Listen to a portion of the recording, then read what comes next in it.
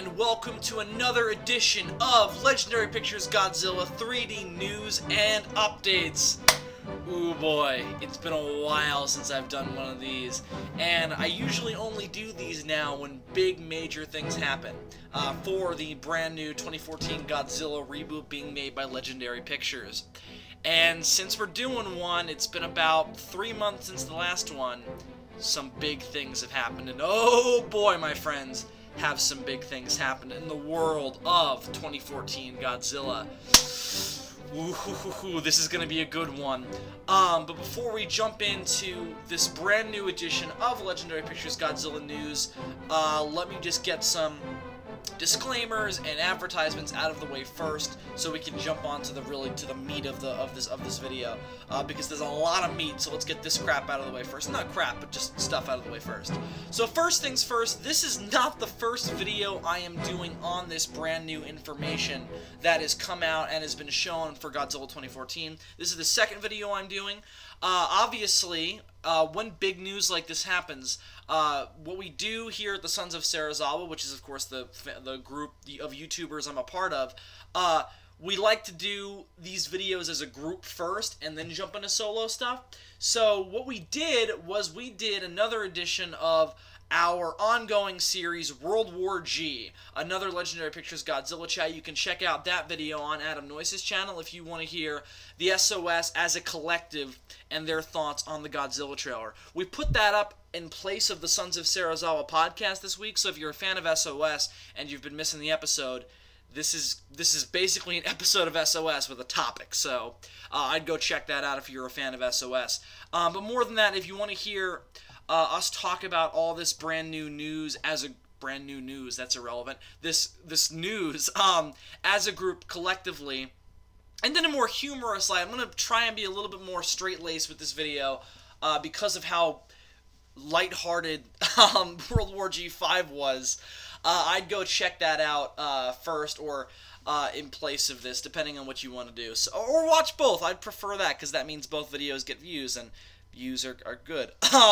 So, World War G5, another Legendary Pictures Godzilla chat where we discuss everything I'm going to discuss here and more. That's in the description below.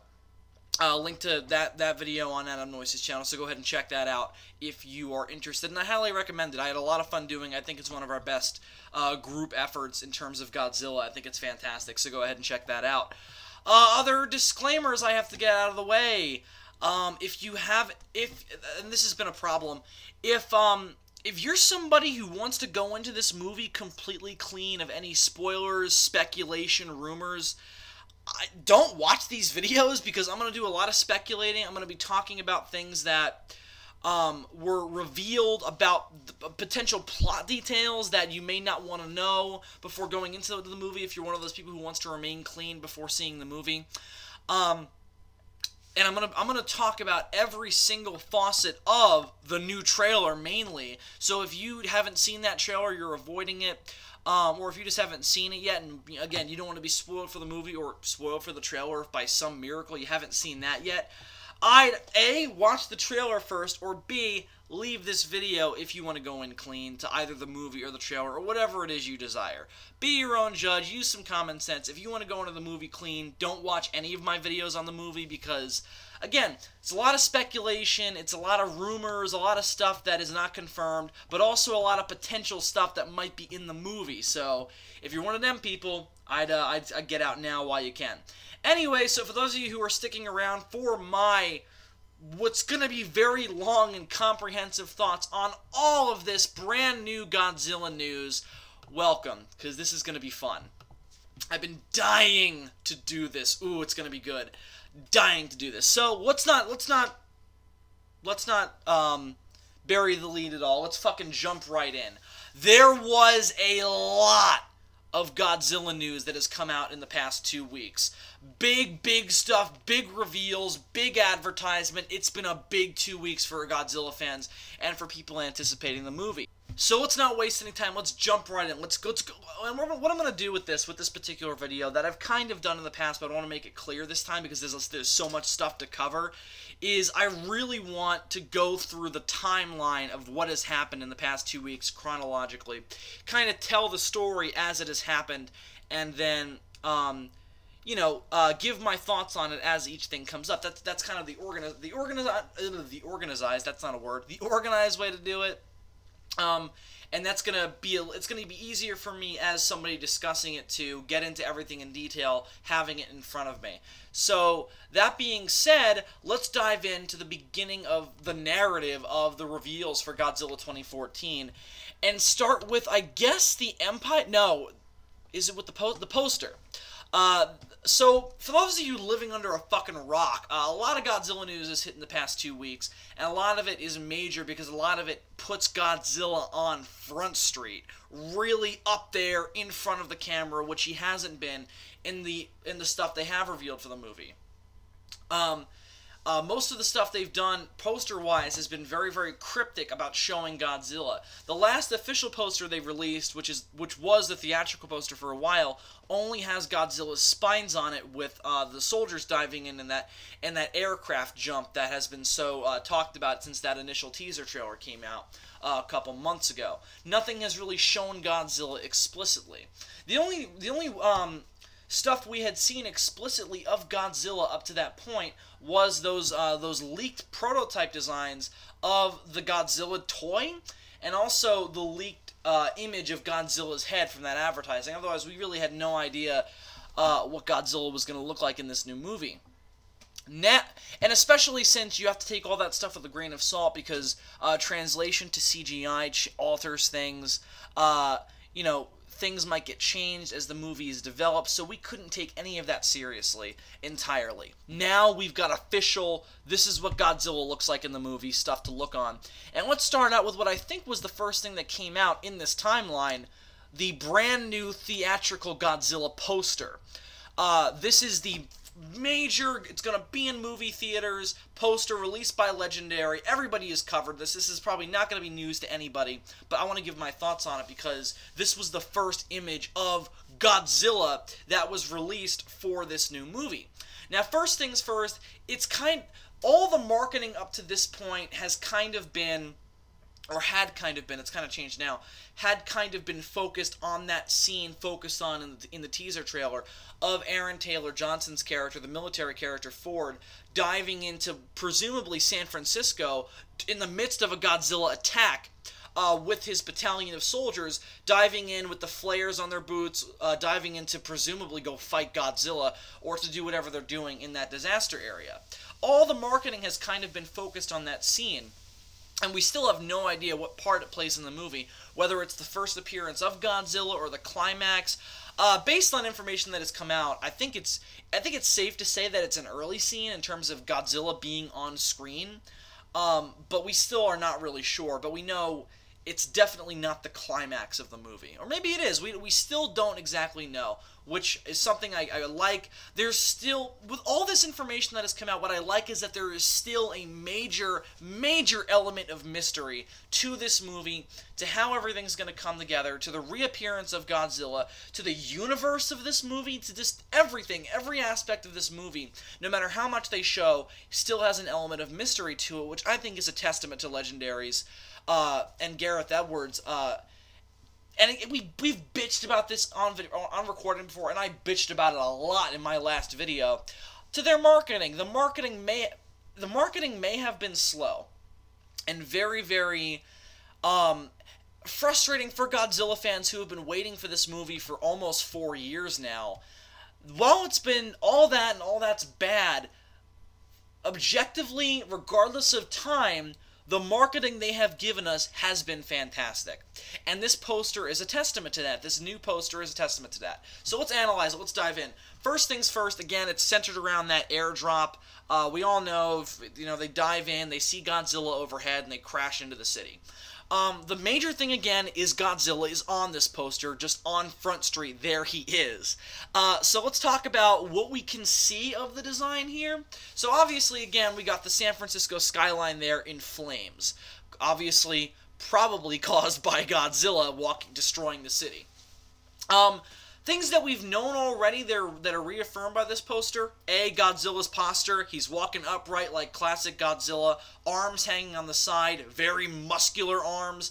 I'm looking at my SH Monster Arts 90s Godzilla right now, and this design is very, very much so in that same wheelhouse, especially with the bulk. This Godzilla looks fucking enormous. Very, very big torso, large muscles and biceps. He's just fucking ripped, which is something I always love in a Godzilla design. I think it makes him look a lot more intimidating. And what it also does is it bulks up his posture, because dinosaurs weren't built like this. They were built very slender, particularly theropods.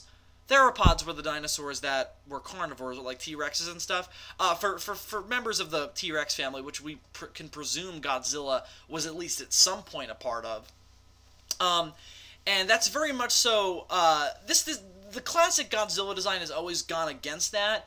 And I'm glad that in this movie they're saying, listen, we all know science, we've all seen Jurassic Park, we've all seen the 90s Godzilla, we've all seen King Kong. We know what normal dinosaurs look like, and they're cool. But this is Godzilla, so let's make it look like Godzilla.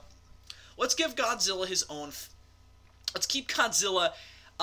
him. Let's keep... That sounded so fucking weird. Let's keep Godzilla, and let's, fuck science, and let's make an awesome-looking Godzilla design. And it looks like that's what they've done here. Now, we'll get into the science of things later, because the trailer... And again, the trailer is going to be the majority of this video. And again, as I warned you guys, this video is going to be really long, since there's so much to cover. So, what I may do, if future Bill is proactive enough, is I may put time marks for when I start to discuss each thing that came out. So if you just want to jump to the trailer, which I presume a lot of you, that's what you're waiting for, I'm going to provide a little time mark for where you can just jump to my thoughts on the trailer. But otherwise, bear with me. I'm going to be nice rambling Bill and just overanalyze everything. So again, the science of it is going to be is in the trailer, so we'll get there. But just on a design standpoint, not just a fucking awesome standpoint, that's Godzilla, and that's an awesome looking Godzilla. I am more than happy with that design. I think it's gorgeous. I think it's badass. I think it makes Godzilla look... It looks like a classic Godzilla for a new age, if that makes sense. We talked about this in World War G. It looks like this design is doing a very similar thing to the 2000 design.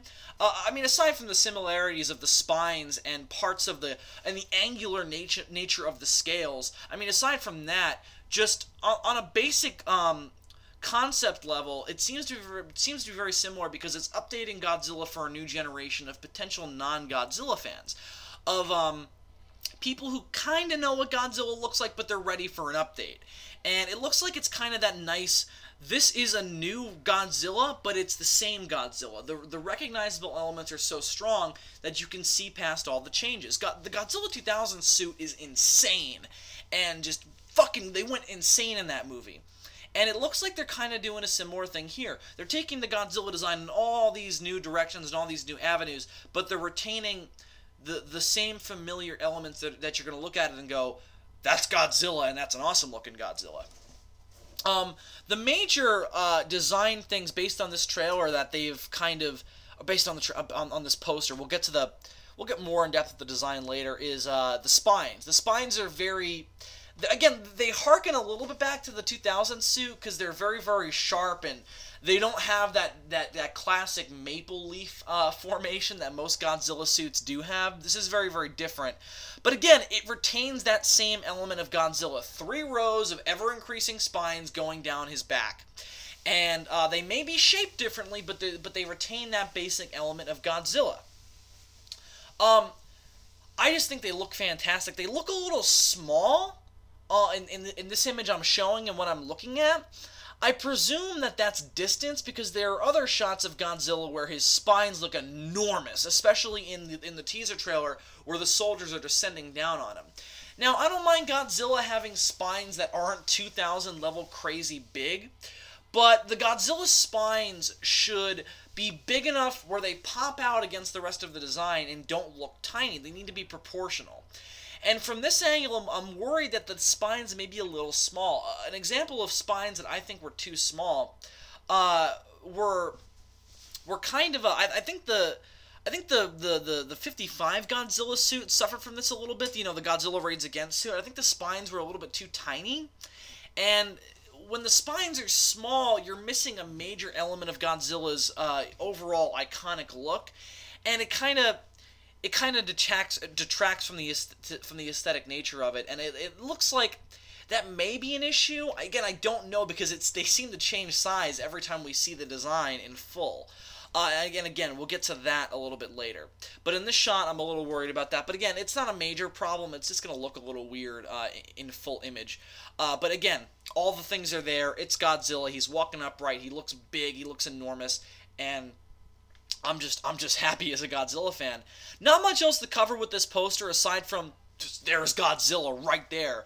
Oh my god, the biggest thing, obviously, ironically, is Godzilla's size. A lot of people speculated on the internet that this was kind of the first taste of Legendary saying, this is how big Godzilla is in our universe, and I have to disagree. I don't think that's what they're doing here, because, and this is kind of because I'm looking back on the whole thing in retrospective, knowing the information I know now, I don't think Godzilla is actually going to be this big in the movie. I think that this is an exaggeration to put Godzilla above the skyline for dramatic effect. I don't think Godzilla is going to be this big in the movie.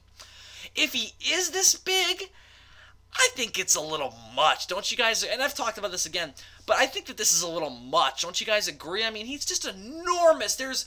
You can make Godzilla too big. And I think that if this is the case, if he is actually this big in the movie, he may be a bit too big. Because if you make Godzilla too big, you're kind of alienating the human element from Godzilla. And this has been a problem in some of the films before, where the Godzilla scenes and then the human scenes kind of feel disconnected. Where it feels like the Godzilla story is going on separately from the human story. And I think one of the biggest examples of this is the fight scene in Godzilla 2000, because Godzilla and Orga go all over Tokyo, beating the shit out of each other, and there's no connection with the humans. It's just them. And sure, the humans have had a whole movie devoted to them, and Godzilla and Orga are finally getting their moments to shine, but you still want to have that kind of cohesion between the two main elements of your movie. And Godzilla's size can be a big part of that. Because before that point, Godzilla's a proper size where he looks like he's in the same plane of reality with the people. But I think size, if you make Godzilla too big, it kind of alienates those two elements. And I kind of like the idea of when Godzilla takes down a building, it looks like it looks like there's effort required. Because if he's this big, he can just kind of walk casually through San Francisco and decimate it. And I'm not crazy about that. But again, I don't think this is his actual size. And the size that they revealed is not too big. But I don't think Godzilla is going to be this big in the movie. I think this is just an increase in scale for exaggeration and dramatic effect. Like, oh shit, there's Godzilla looming over the San Francisco skyline. What makes that...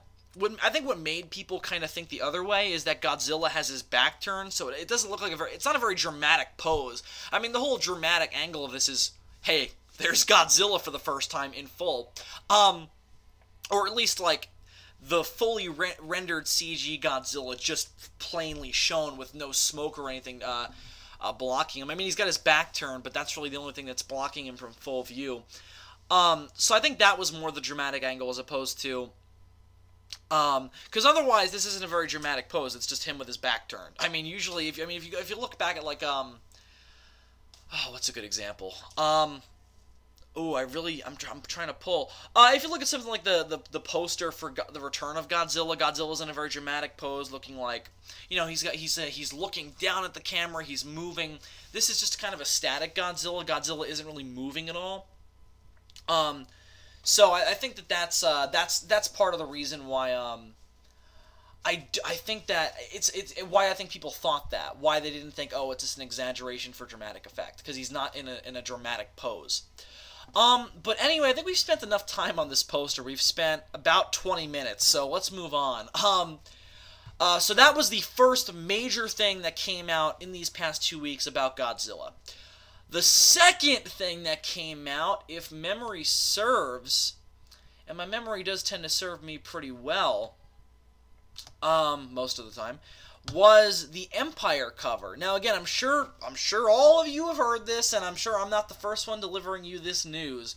But Empire Magazine, which is a British film magazine, who is world-renowned in the geek community for revealing major elements of science fiction and geek movies before anybody else. They were the first to reveal the Superman costume officially. They were the first to reveal all the characters for X-Men Days of Future Past, and now they are the first magazine or first source anywhere to fully show us what Godzilla looks like in this new movie. Just straight up, there he is, not blocking him at all. Now, this is the only part where I'm going to go out of order, because I want to knock out the 2 Empire magazines at once, so we can just get to the trailer after this, because I think I don't have anything else to cover. Yeah, I just have to cover the Bryan Cranston audio, and then I think we could just jump right to the trailer. So let's cover the Empire magazines back to back. So let's start with the first magazine they put out. I don't remember when they put it out, but it came out on a morning, I remember. And I remember seeing it for the first time in school. And I remember when I saw this fucking magazine cover, I turned to my friend Jack, and I just started slapping his arm, because I just kept going, oh my god, dude, it's fucking Godzilla! And he got so pissed at me, because Jack's not a huge Godzilla fan, so whenever I freak out over Godzilla, he always just looks at me like, you fucking dumb fuck. I appreciate my friends for being patient with me. Anyway, so fucking Godzilla. This is the first front street. There he is. Doesn't have his back turned. This is what Godzilla looks like in this new movie. So first things first, the first thing that struck me about this is I love the pose. That is a classic Godzilla pose. What I'm really reminded of here is I'm reminded of 2 things. One, I'm reminded of one of the posters for the original Gojira, where Godzilla was in the center of the frame. He didn't have his back turned, but he was kind of in a similar position, and there was a bunch of military equipment around him looking up at him, ready to fire. And I was very reminded of that image with this magazine cover, because you've got a bunch of helicopters in the foreground, and then you've got Godzilla with his back turned in the center. And the military equipment there gives us a scale of how big Godzilla is and how they're not going to be able to take him down. And that's very much so what I was reminded of, and I think it looks great. I mean, I just love it. I love it to death. It's a great way, it's a dynamic way to show off the pose as well, because you get to show the upright posture, the mass of Godzilla. You get to see the spines in beautiful detail. The only thing you really don't get the full effect of here is the tail, but it's kind of in this interesting, like, kind of flapping pose, like he's flapping, that sounds weird, like this whacking pose, like he's about to fucking knock a building over with his tail, which we see him do in the trailer. Again, we'll get to that in a minute. But again, most of the design is shown off here, except for the feet. Oh god. I guess we gotta cover the feet here. No, I'm gonna wait for the second Empire cover to talk about the feet, because they're not put on display in anything I'm gonna talk about, but we know all about the feet. So let's cover this image in a little more detail. Holy shit, is it awesome! I love the art nature of it. It's a photo, but it's done in an artsy way. You've got Godzilla all in black and white, with the red and white and black lettering behind him, kind of making him pop out towards the camera. And more than that, you've got the helicopters in red contrasting directly against Godzilla's white and black frame, meaning he pops and they pop, kind of separating the images. And again, it gives Godzilla scale. What they also put on display here that I love is they just show you the head. The design of the head, which is very classic Godzilla. I mean, look at that head, that's fucking Godzilla. It looks like it's right off the Heisei suit, or even the original to a certain extent, so the snout's a little long. A little bit of the 2000s in there, the ears are smaller, but it's very, very Heisei Godzilla in its nature.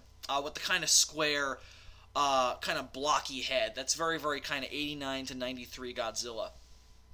The only thing that I'm missing here that I think this issue pops out on this image more than any other, because it's a little bit more artsy-fartsy about showing off the design, is the ears, or the lack thereof. And in fact, later on, it kind of gives the illusion of Godzilla having external ears.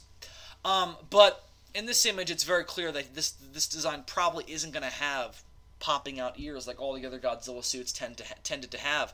The classic and Heisei and most Godzilla suits have these very dragon-like sharp ears that protrude off the side of the head. And I always thought that image was very striking, and it made Godzilla look 10 times more intimidating. And he doesn't have it here. It's not a major issue, but it just looks a little weird to have that gap of just space in between the front of his face and the back of his neck. It just looks a little weird. And it kind of detracts from the badass nature of the design, in my opinion.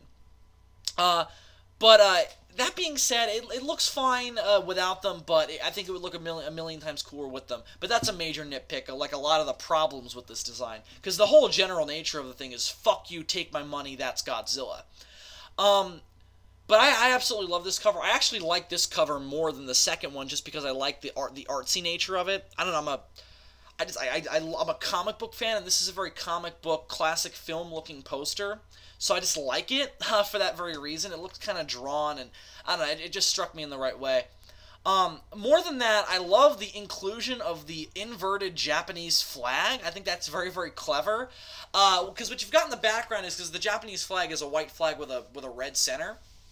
And what you've got here is you've got this red background with a white center, which is very, very evocative of Japan, but it's inverted kind of for artistic effect, I guess. And it kind of, again, it makes the whole thing pop a little more. If it was inverted, it'd look a little weird.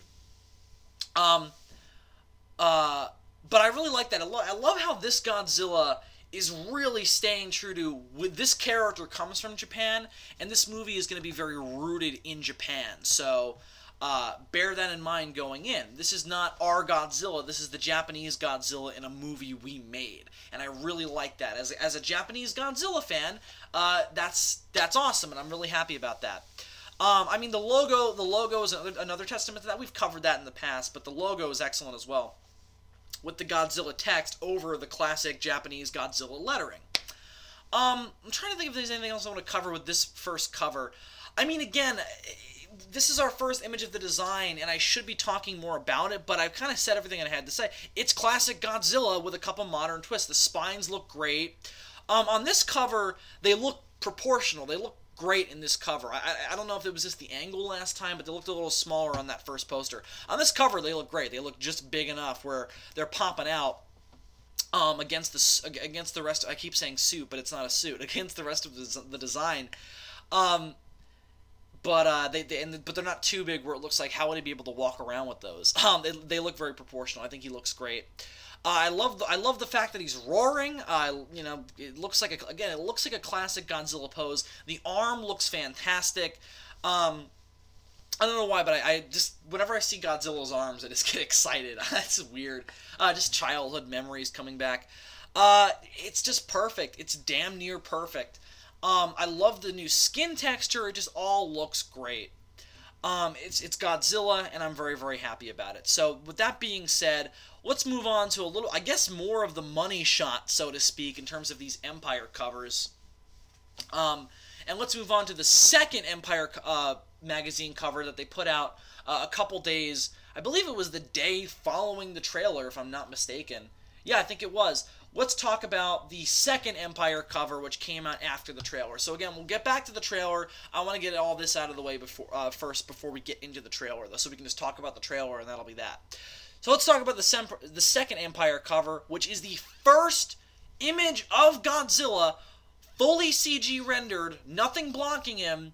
Just, this is the first reveal of the full design, again, except for the feet. So there's no drawing, artsy-fartsy nature about this. This is just Godzilla shown. And how the fuck does it look? Fucking fantastic. Oh, God, it looks great. I mean, again, there's not much new to say. I mean, it looks like Godzilla. They fucking got it right, guys. They got it right. Everything is perfect. The arms, the body, the head. I mean, my only major issue with it, and I think this is the angle, is the shape of the jaw looks weird in this particular shot. I'm guessing that's angle because it doesn't look that way in the previous Empire cover, so I'm assuming it won't look that way in the movie. And also, in the trailer, it looks fine as well. of what we see of Godzilla. But it just looks great. It looks fantastic. One of my favorite things about this cover, aside from the military guys in the foreground, which is very cool, and they look like they're like, oh my god, we are fucked. My favorite part about it is that in this image, they've got Godzilla holding something that's on fire. That is a major, major callback to the original Godzilla cover, original Godzilla poster, where Godzilla's holding a train in the midst of attacking Tokyo. And I don't think it's a train. Maybe it is, but we can't see it because it's obscured by fire. But I love the idea of Godzilla holding something, because it's kind of the movie saying, yeah, we're not going with that whole 98 thing where he can't really hold it, because he's going more T-Rex where he can't hold anything. Godzilla's going to be able to hold things and tear shit apart with his bare hands. Or claws, rather. I love it. I love it to death. It really, again, it looks like classic Godzilla, and that's what I'm really looking for, and that's what this is. So, it's just fantastic. The spines in this particular image, again, they look fine. They look proportional. They look a little bit, too smooth, which is weird because they're more angular. But the texture of them looks a little bit too smooth, and it makes them look a little fake in the CGI. Because one thing I've noticed is the more texture you put on something that's CGI, the more realistic it looks. When something's smooth, it kind of looks like it's not rendered properly. Again, I'm assuming that this is just the angle, and I hope that they look better in the movie, but they look a little weird to me in this image. But again, I think that's the angle, and that's just my eye fucking around with me. Otherwise, this is amazing, and I screamed out loud when I saw this for the first time. Again, love Godzilla roaring. I love the color palette. It looks very, very gritty. I love the blacks and the grays and the reds and the green and the very, very dark greens. It just looks fantastic. It's just fucking Godzilla, guys. I don't really know what else I can say about it. It's just fucking Godzilla. Again, muscular, built. He just looks great. Everything just looks perfect. One thing I love about this Godzilla design that I thought would be an issue with this Godzilla being fully CG is that I thought a lot of the personality of Godzilla would be lost behind the CGI. Because with CGI monsters, it's very easy for them to just be fucking snarling creatures with no emotion behind them. And this Godzilla, he doesn't look like he's got a lot of emotion going on, because as Gareth Edwards has said, that's a choice he wants. He wants this Godzilla to look very unemotional.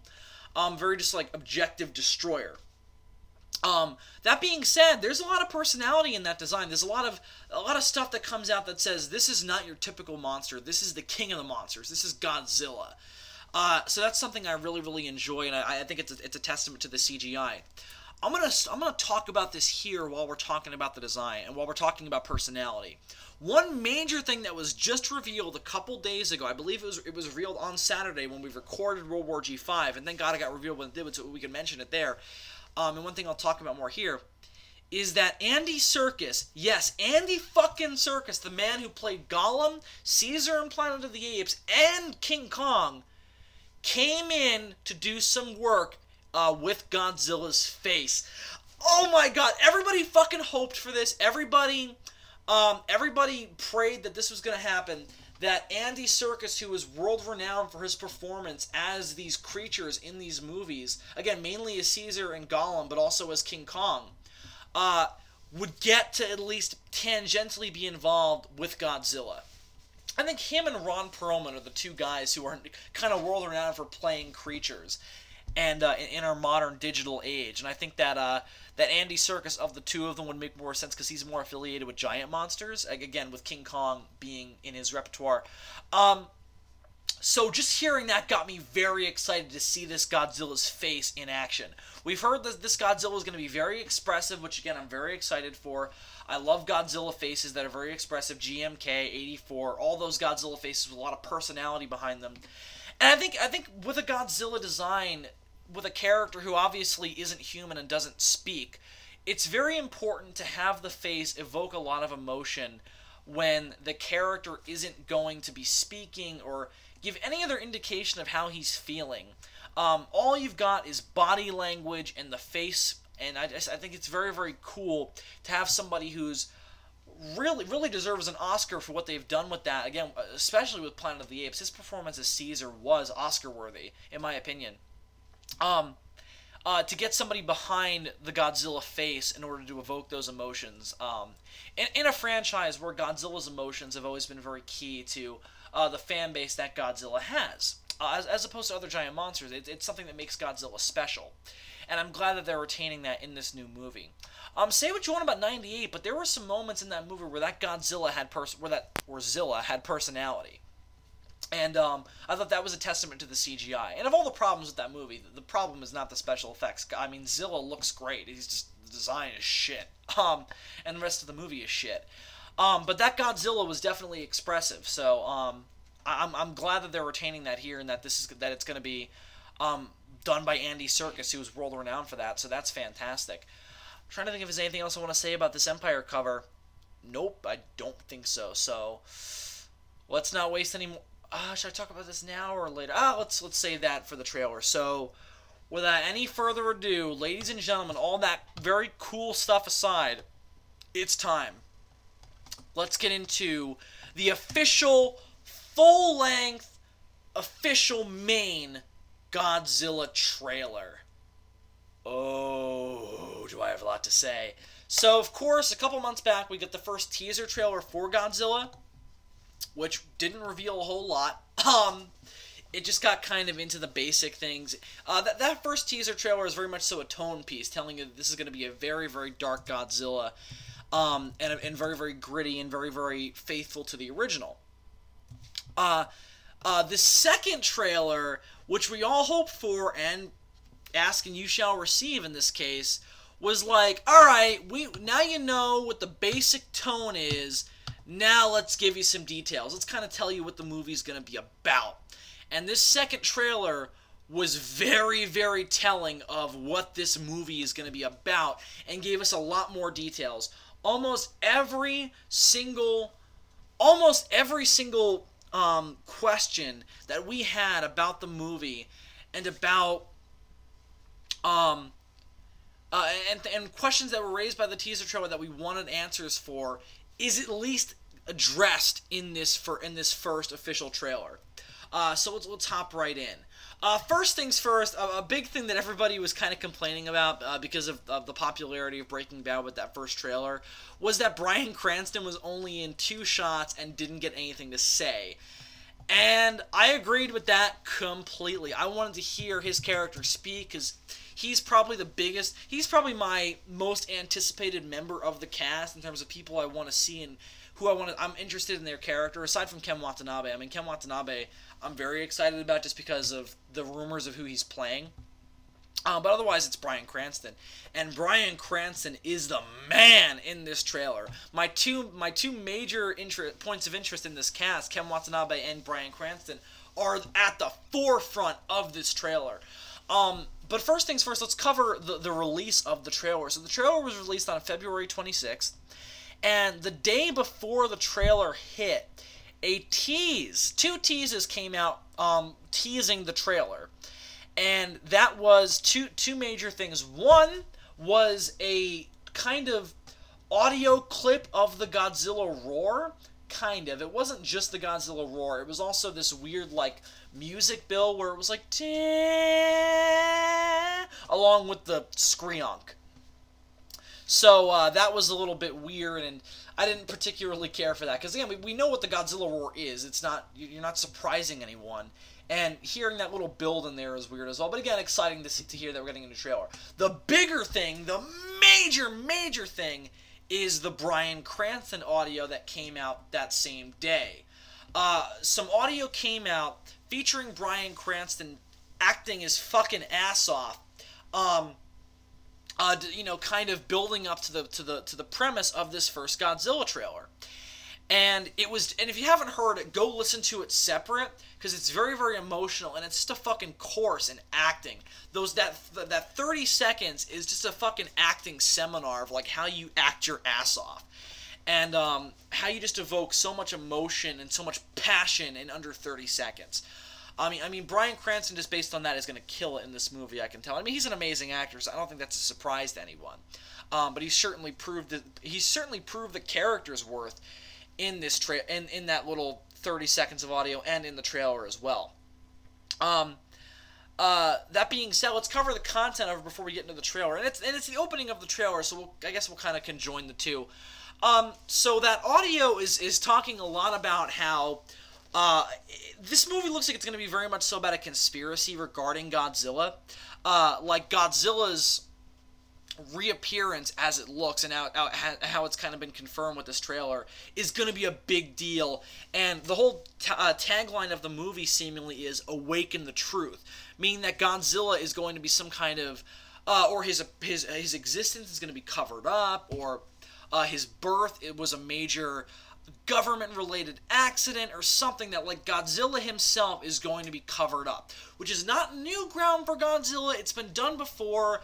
There was a little bit of that in the original regarding his origins, with that scene in the Japanese Diet, the Japanese Parliament, where they're talking about not revealing Godzilla's origin because it may cause an international incident, because Godzilla was clearly created by testing of the hydrogen bomb by the Americans. So they didn't want to, because America was one of Japan's biggest allies at the time, and obviously they would need assistance with Godzilla military-wise. So that was a major thing, and it was done again in The Return of Godzilla. There was a lot of political cover-up going on in that movie, a lot of politics in general of the time, with the Japanese government covering up the reappearance of Godzilla to stop panic from happening. Because if Godzilla comes back, it makes the Japanese government look a little bit insufficient, because it's like, you guys didn't know about this and people are dying now. So they covered that up, and they covered up, I mean, the whole idea is that if it comes out, it's going to cause panic, and the Prime Minister is going to look bad, and there's a suggestion that he's looking for re-election, so this would make him look bad in re-election. That's been done before. Has it been done since then? Not outright. I mean, it's been hinted at, but it's never been done as outright as in those two places. So this Godzilla movie looks a little bit in GMK as well, with the cover-up about who exactly killed Godzilla, because the whole cover-up was that the Japanese self-defense force killed Godzilla with military equipment as opposed to the oxygen destroyer. So it's been done before. But this Godzilla movie, and there was even a little bit of conspiracy going on in the 98 movie, which was probably the best part of that movie plot-wise, was the French conspiracy stuff. It was at least the most interesting. And it looks like the conspiracy is going to be at the forefront of this movie, that there's going to be a major secret that's going to be shattered with the reappearance of Godzilla and with the reappearance of the other monsters in the movie. And that's what Bryan Cranston's character, I think, is going to be a major forefront of, because he's a scientist. And according to sources and according to the trailer, and this is a major spoiler, so if you don't want this spoiled, you might want to skip ahead a couple minutes. Apparently his wife was killed in some kind of nuclear accident 15 years prior to the movie's present setting, which I'm presuming is modern day.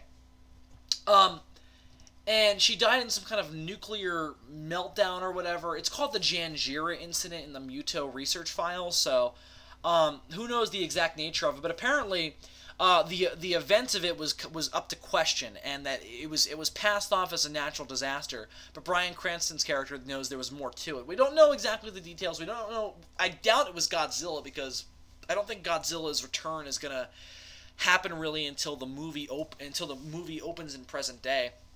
Maybe it will, but I don't think what they show of that incident doesn't look like it's Godzilla's doing. At least not directly.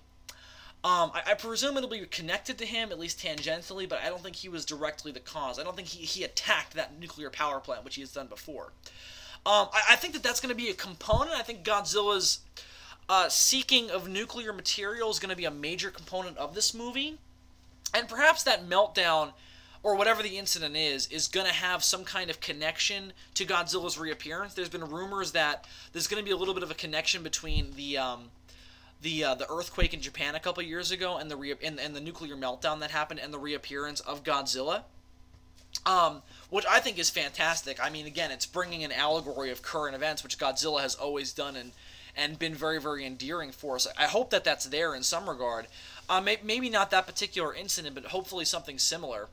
And it looks like maybe this nuclear meltdown where Bryan Cranston's wife dies will be at least somewhat involved. We don't know the details. We just know that Bryan Cranston is so interested in or I keep saying like that's his name in the movie. No, it's not Bryan Cranston himself. I think his character's name is Joe Brody.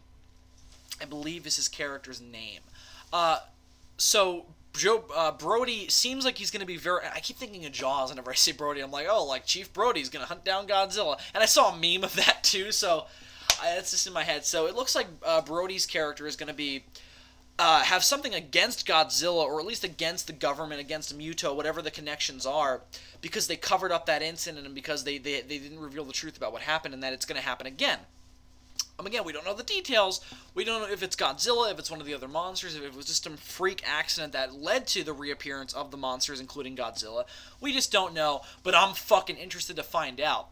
I'm really glad that this Godzilla story seems to be spanning decades. I mean, that just makes sense to me in terms of building a universe where this isn't... where they're not just reintroducing Godzilla for the first time. Like, this isn't Godzilla's first appearance like it was in '98, or in the original. There's some backstory here. I love a universe with some backstory. Pacific Rim had that. That's something that made me love Pacific Rim so much, was Pacific Rim had a backdrop. It wasn't just a plain old modern world that monsters showed up in. That universe has backstory and a build-up. And it looks like this Godzilla movie is going to have that too. There's going to be some backstory for us G-fans to kind of sink our teeth into and toil over and get interested in. It looks like that's going to be majorly present. And seemingly even before this Janjira incident that's at least shown somewhat in the trailer. It's shown where Bryan Cranston is running down the halls of some nuclear power plant with all these people in hazmat suits running, and you see his wife get locked in as the doors closed. Great shot, by the way. Great directing by Gareth Edwards. So it looks like there's definitely gonna be something before that because it's shown later on in the trailer. But again, that audio by Bryan Cranston is amazing, and just it really... Bryan Cranston knows how to get you scared of Godzilla without even showing him, which is very, very impressive, and it looks like that casting call was good based on that. So... I'm really excited to see Bryan Cranston's character's connection to Godzilla. Whether or not he's going to be going after him for revenge in any way or whatever. I'm just really interested to see his connection. He looks like he's going to kind of be either the Yamane or the Hayashida of this Godzilla movie. Yamane, of course, was the scientist who discovered Godzilla and did all the research on Godzilla. Hayashida being the nuclear physicist from Godzilla '84, whose parents were killed by Godzilla, and he studied Godzilla at first out of vengeance, and now just out of he finds the creature fascinating. And I think that Bryan Cranston's character is going to play in similarly. Like, he's going to be studying Godzilla, and you know, kind of be the force that's kind of interested in him, which I think is awesome. And I can't wait to see where it goes. Now, we also know that Aaron Taylor Johnson, who's a military character named Ford Brody, I guess is his name, because Brody's his father. So we'll see how that works. It looks like his connection to Godzilla is going to also come through maybe his mother, because if Brody's his father, meaning that his mother died in that incident, meaning his connection to his mother's death, or his connection to his father's obsession. There's so many different angles you could take with these characters, and I can't wait to see where they go. Okay, so with that said about Bryan Cranston's character, I want to move on, because there's so much to cover in this trailer, and we could spend an entire fucking video in and of itself speculating about his character, so let's move on to the other things that are shown. So aside from that initial... because Bryan Cranston's section of the trailer constitutes, like, I don't know, 30 seconds, and his audio was overplayed with images of, again, the nuclear meltdown, and... there's an image of a downed plane in the middle of like a freeway with a bunch of cars around it, which is the first indication we get that something's going on in the sky that's not Godzilla. Now it's shown later on, but early on, it's funny that the first scene of destruction in the movie is not Godzilla's doing. It's clearly some other monster, because because it doesn't look like the doing of Godzilla. There's no water around. It looks like it was taken right out of the sky, and I presume that it's the flying Muto creature that's not Godzilla, that Godzilla's going to fight in the movie, so we'll see, but clearly not Godzilla's doing. We'll get to the Mutos later on and their names and what they might be. But for now, let's just say that there's a lot of scenes of destruction in this movie that are not Godzilla's doing. Godzilla doesn't really pop up in terms of his destruction until after Bryan Cranston's little spiel, which is cool. His first shot is my favorite shot of the trailer. We see Las Vegas is just there's a lot of shots in the movie of cities that are destroyed by things that cannot be Godzilla. So we know that there's going to be a build up to Godzilla's appearance with other monsters that are not Godzilla, which I think is cool. Which kind of, it's like, oh, here are all these little creatures, and then bam, Godzilla's gonna fuck them up, which I think is really, really cool, and it's a nice little build-up. It's been done before. I mean, it was kind of done in King Ghidorah with all the build-up to Godzilla's first appearance with King Ghidorah and all that stuff, and it's been done before. And GMK, it was done with Baragon showing up first and being cool, but then Godzilla shows up and is like, fuck you, Baragon, I'm Godzilla. It looks like they're gonna do the same thing here, which is awesome. Now, we see Vegas is destroyed, which when I first saw it, I was like, oh no, they're not going back to New York, are they? Why are they going back to New York? Because they show the Statue of Liberty destroyed. And I was like, wait a minute, it's in the middle of the desert. That's not New York, that's the New York Hotel in Vegas. So I'm like, oh cool, we're staying on the West Coast. Clearly this movie's going to take place almost entirely on the West Coast. Because there's a scene in Hawaii, the big attack scenes in San Francisco. It looks like some portions of the movie are going to take place in, like, Canada, so who knows. And then some portions of it are going to take place in Japan. So we'll just have to see. That being said, Bryan Cranston builds up to it, and then finally, my favorite shot of the trailer occurs. We get all these helicopters, like, overhead, lights down on the water, and we just hear something coming. And then these guys on an aircraft carrier are like, what the fuck's going on? Something moves under the boat, and then it comes up and surfaces, and Godzilla's spines pop out of the water and create this big wake of water, and they knock over a couple boats. It's so cool! It's such a classic Godzilla scene, and to see his spines rise up out of the water, heading directly towards the city, oh my god, it was so cool! It's my favorite shot of the trailer because it's such a classic Godzilla scene. And it's building up to something cool. Excuse me, I just took a drink. That's my favorite shot of the whole thing. And it looks like Godzilla's first attack scene, kind of in the fashion of the original, is going to be a little bit smaller scale. And this was confirmed by an outside source later on, since following the trailer's release, Gareth Edwards showed a bunch of completed scenes from the movie to a theater of press in London.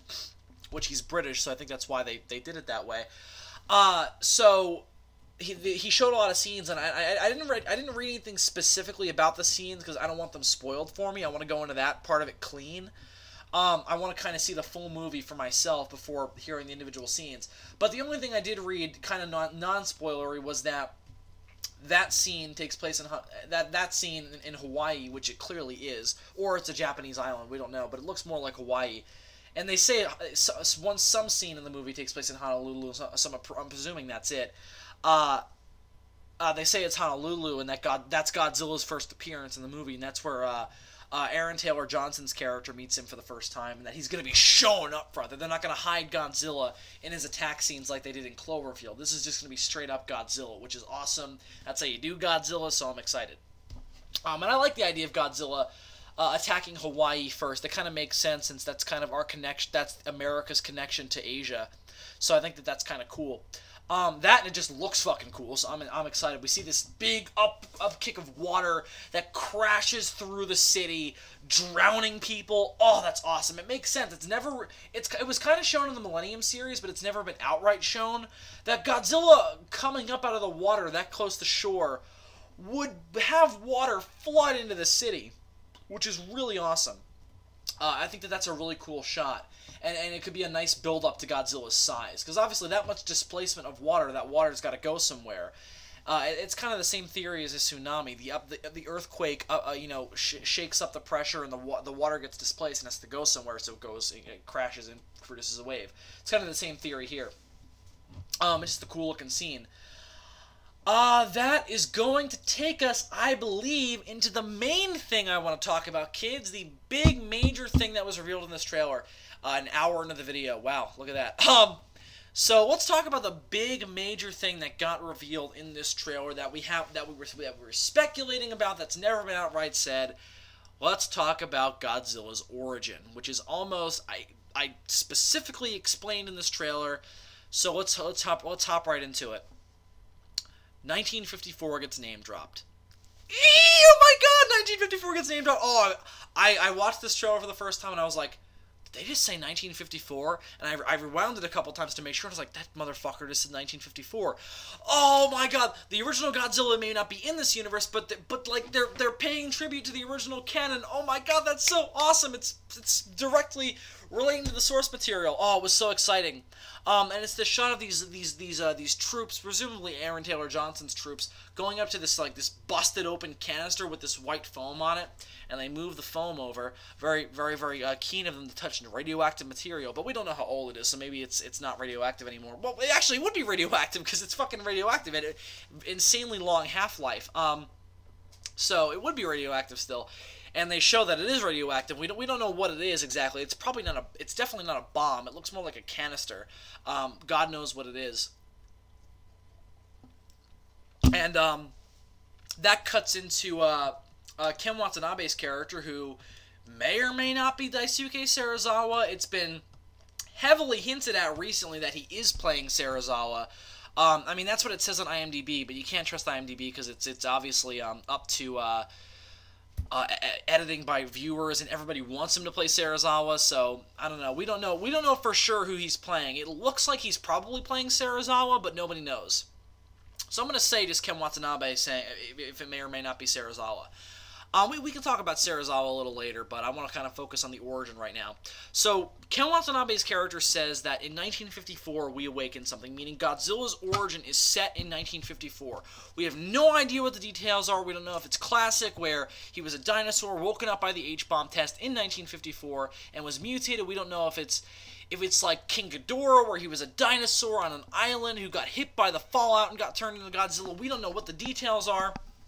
We just know that Godzilla's history starts in 1954. That's where the birth happens. Again, hearkening back to the original. Oh my god, is that exciting. Godzilla fans everywhere shot jizz. And then, what the major point of this little diversion in the trailer to the origin is a flashback to the 1950s, where they're doing quote-unquote nuclear tests in the South Pacific. But they're not tests. So this is where the conspiracy thing comes in. This is where the conspiracy comes in terms of Godzilla specifically. So what Ken Watanabe and some other female characters say, who may or may not be, I don't think it's Bryan Cranston's wife, because again, I think she's dead at this point. What they say is that the nuclear tests in the South Pacific in the 1950s were not tests, that they were actually weaponized assaults, full-out nuclear assaults by some government. It's probably the American government, because obviously Japan would have no access to nukes, but it's definitely in coalition with Japan, since Ken Watanabe knows about it. Launching nuclear weapons at Godzilla, full-on Godzilla, to try and kill him. What does this mean? Well, alright, a lot of Godzilla fans got a little bit, not up in arms, but there was a lot of speculation about what this may or may not mean for Godzilla's origin. So first things first, let's talk about, there's two potential things that this could mean. And, but before we get to that, I love one of my favorite images in the trailer is twofold. One, we see Godzilla's spines rising out of the water in the 50s, and then they fucking launch a nuke at him, and the fucking mushroom cloud goes off and disintegrates the water. Oh, it's so cool. Which means, but more than that, actually my favorite part of that scene is that when Godzilla rises out of the water, you hear a classic Godzilla roar played to represent Godzilla's roar underwater. And it sounds like the '84 roar.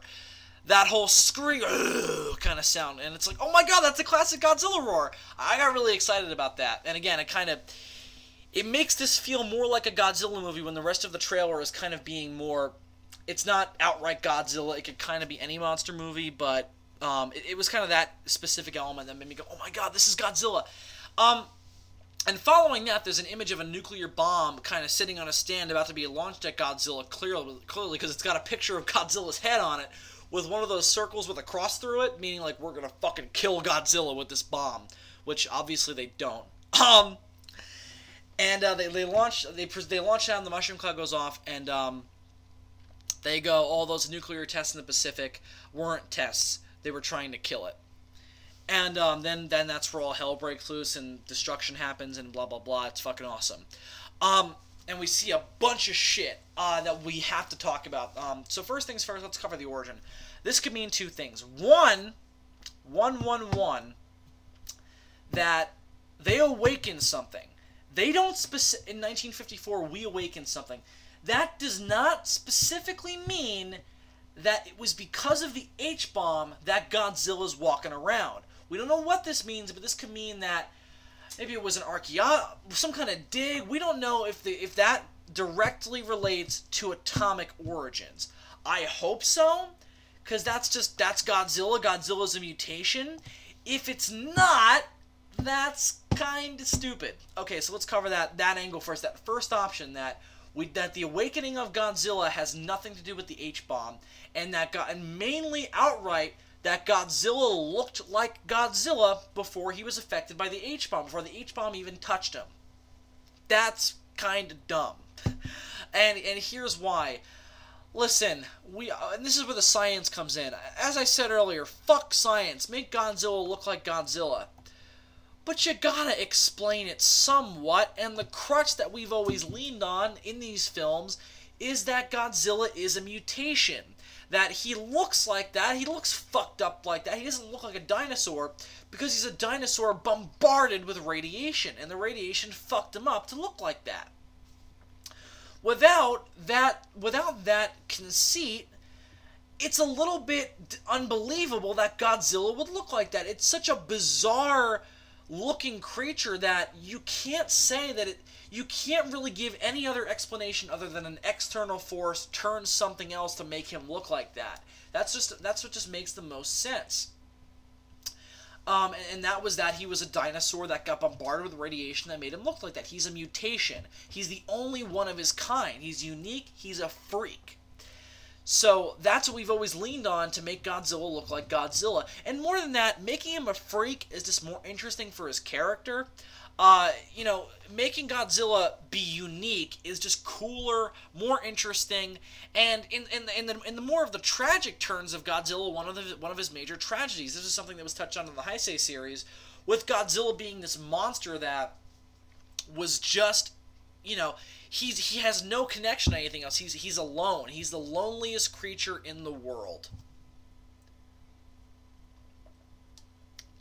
Because the folly of men, as Blue Oyster Cult put it, has screwed him up, has turned him into this monster, and now he's going to get his revenge. That was always the idea. If the idea is not that, because that's option number two, we'll get into that in a minute, but if the idea is, hey, we woke up this monster, shoot nukes at it to kill it, and that the nukes just mutate Godzilla more, that they presumably make him bigger, make him look more mutated, whatever they do, that's kind of dumb. I don't like that. It makes less sense to me. And, what also it harkens back to, which is even more like, oh no, please don't tell me they're using that as source material, is Godzilla Kingdom of Monsters, the god-awful first arc that IDW did before they fucking got good, and they did stories like the Half-Century War and the Godzilla Ongoing and Rulers of Earth.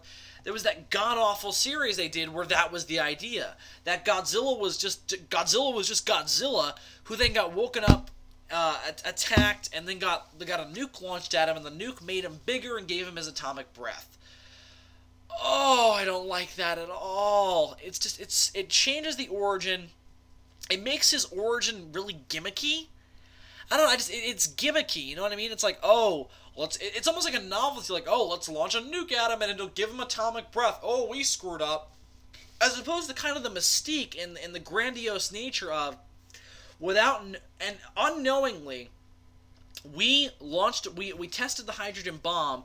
It woke up this terrifying prehistoric force, and then turned it into a monster.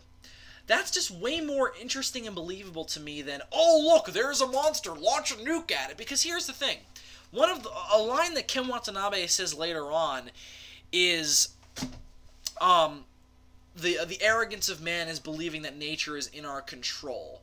Which is the theme of the original Godzilla, and the theme of Godzilla's entire character.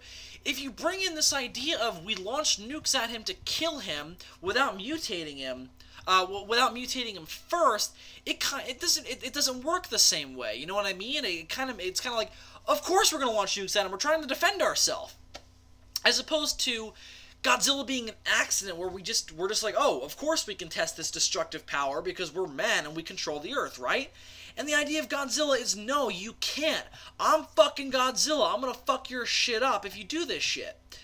That's the idea. That was always the idea, and it's way more interesting to me than, oh my god, there's a monster, kill it.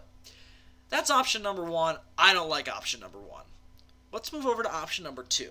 Option number two, still not perfect, but it's a lot better and a lot cooler than option number one. Option number two is that in 1954, the first H-bomb basically Godzilla has the same origin. He was a dinosaur awakened and mutated by the first H-bomb, and then thinking, oh, if we keep launching nukes at him, it'll kill him. Like, oh, if an H-bomb created him, it could destroy him. So let's keep launching more nukes at him in an effort to try and kill him, because nuclear power, or the hydrogen bomb, was the pinnacle of weapons technology back then. That was the end-all, be-all weapon.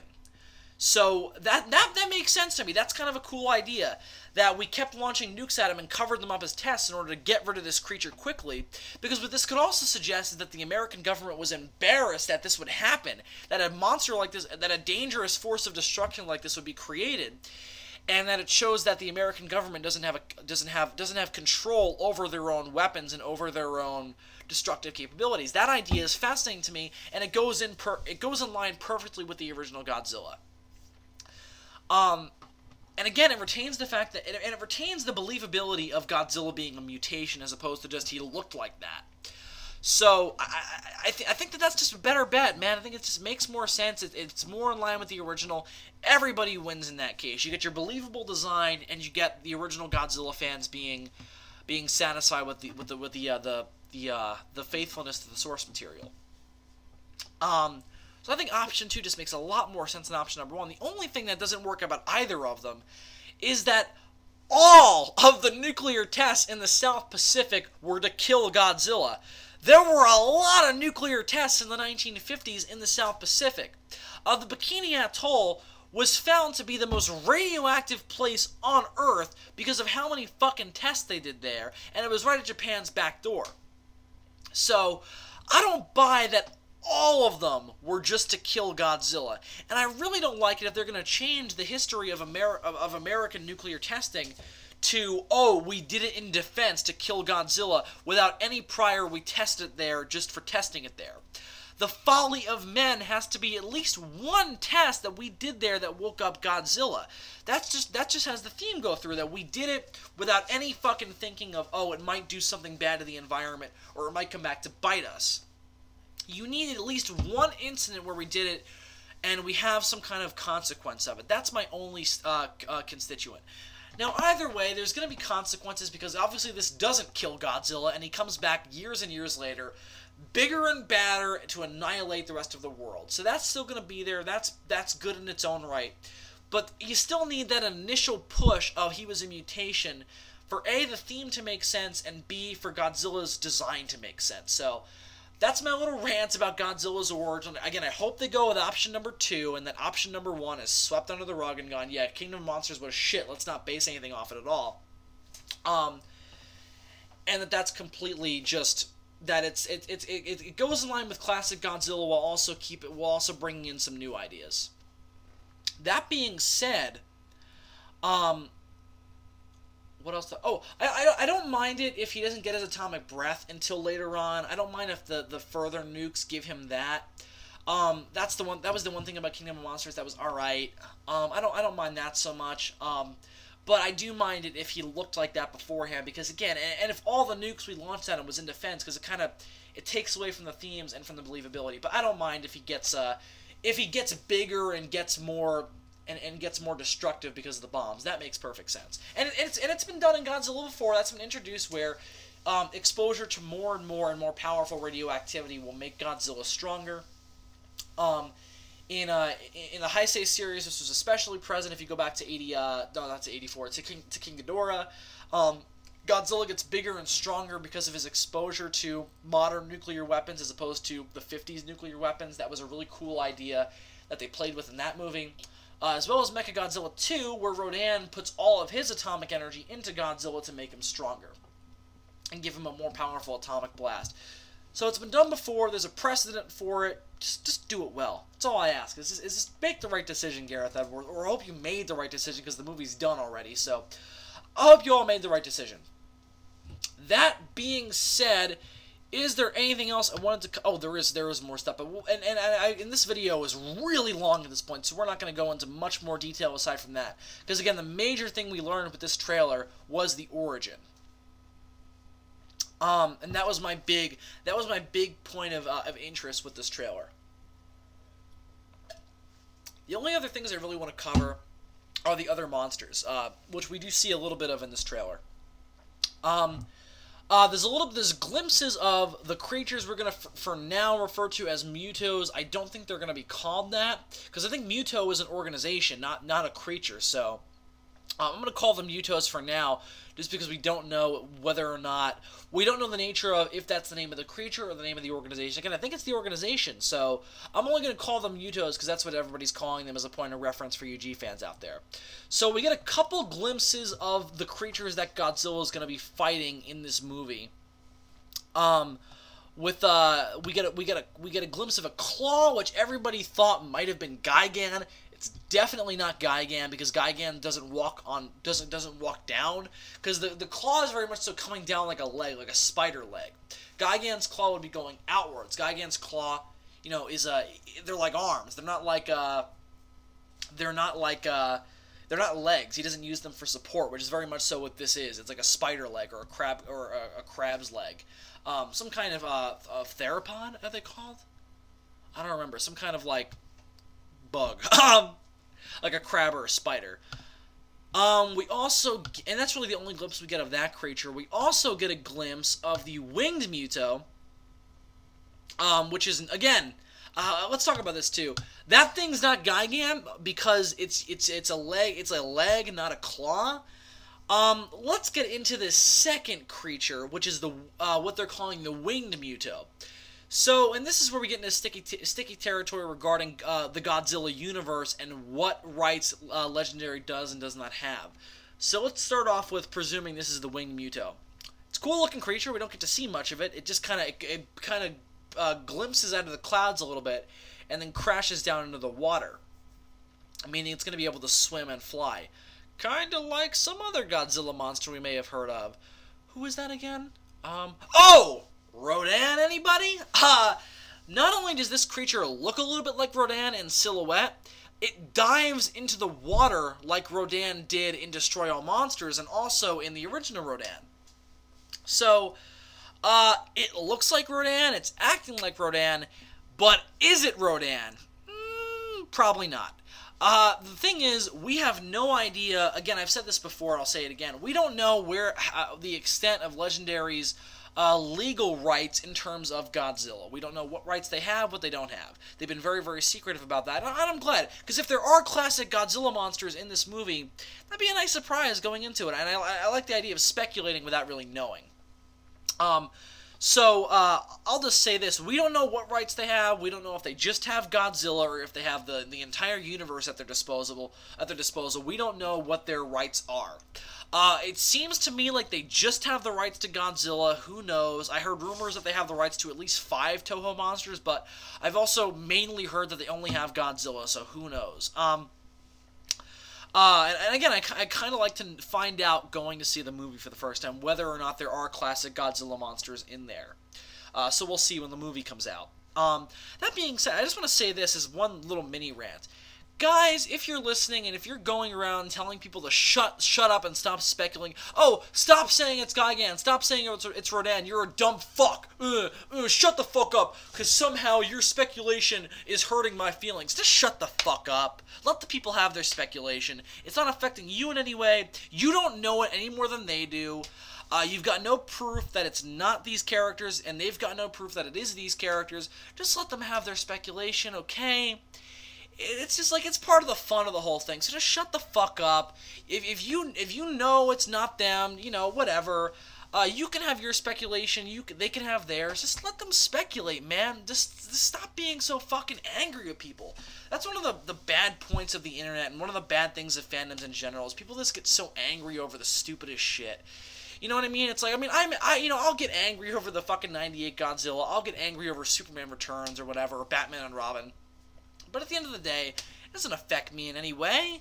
You know what I mean? It's like, you know, you've got your good stuff and you got your bad stuff. And in this case, you've got your correct information and your potentially not correct information. So until the movie comes out, let them have their speculation. You can have your quote-unquote information. So whatever, just stop being assholes about it and stop saying things like, I read this comment on Facebook, and I don't remember the person, but it really pissed me off.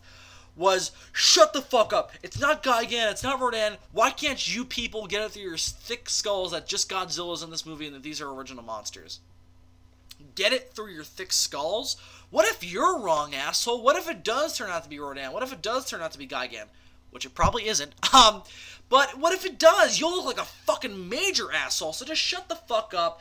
And even if they're stupid, like if somebody's going around saying, I think the winged creature is the giant condor from Sea Monster, or I think the claw is one of Gabara's claws, whatever. Let them be stupid or let them be wrong. It doesn't matter. And the condor thing was a joke. So if the person who made that is listening, I'm not saying that to insult you. I thought that was hilarious, and I thought that was really, really clever. I just used that as a point of reference because it was on my mind. So just you people out there who are being so negative about it, just shut the fuck up and let them and let me have our speculation. That being said, I hope Gabara is in the movie. I think that claw belongs to Gabara. I really hope, fuck you, I hope it belongs to Gabara. I really hope Gabara is in this movie. I'm a big Gabara fan, so, fuck you guys, I want Gabara in this movie. I think that claw belongs to Gabara. Anyway, so with that little rant aside, what else do I want to cover? Not much. I think I've kind of covered the basic stuff and all the major things I wanted to hit. The movie just looks excellent, guys. That's really my big thing, is the movie looks amazing. It just looks fucking spectacular.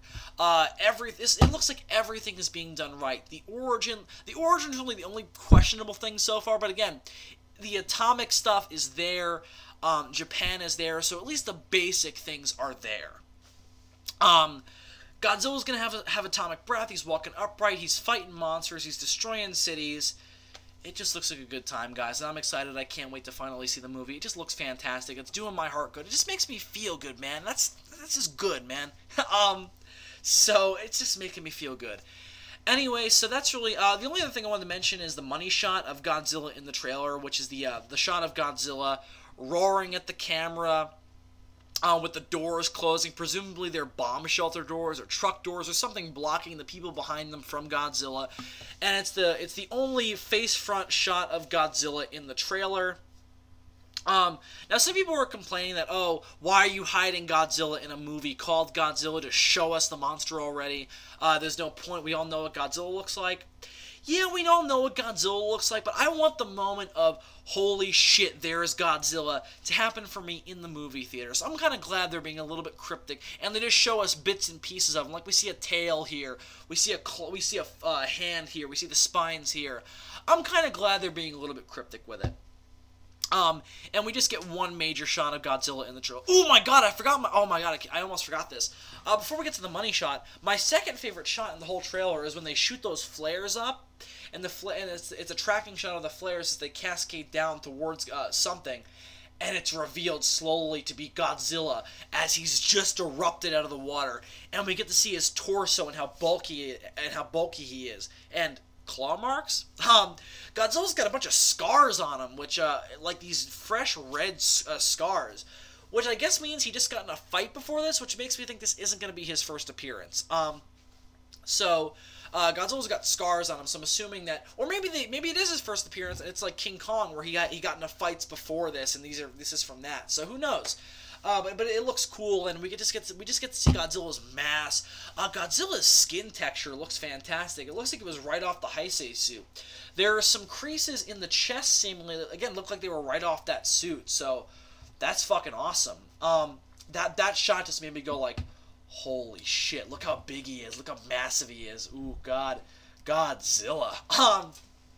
Anyway, so, that shot was fantastic. The money shot's great, too. We finally get to see Godzilla up close and fucking roaring at the camera, all pissed and shit. And we get to see Godzilla do something that we've never seen him do before. We get to see Godzilla's fucking mouth blaring. Like, from the sheer volume of his roar, his gums are just flaring with intensity.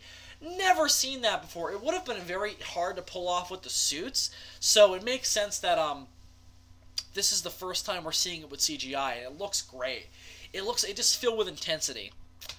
Anyway, with that being said, this is a very, very long video, and I think it's about time we get close to wrapping up. So again, this movie just looks amazing, guys. I'm insanely excited. Whether or not Ken Watanabe is playing Dr. Serizawa, whether or not that flying creature is Rodan, or whether or not that claw belongs to Gabara, I'm just excited, and I can't wait to see the movie opening day. I just can't fucking wait. Anyway, that's all I really wanted to say. I'm loving the mystery. I'm loving the art. I'm loving the marketing. I'm just excited, guys. This trailer just really did my heart good, and it just made me feel good as a Godzilla fan. This got me excited. And also, kudos, that's not a word. Kudos to Legendary for fucking marketing the hell out of this trailer and making it one of the most watched things on YouTube last week. It trended on Facebook and Twitter.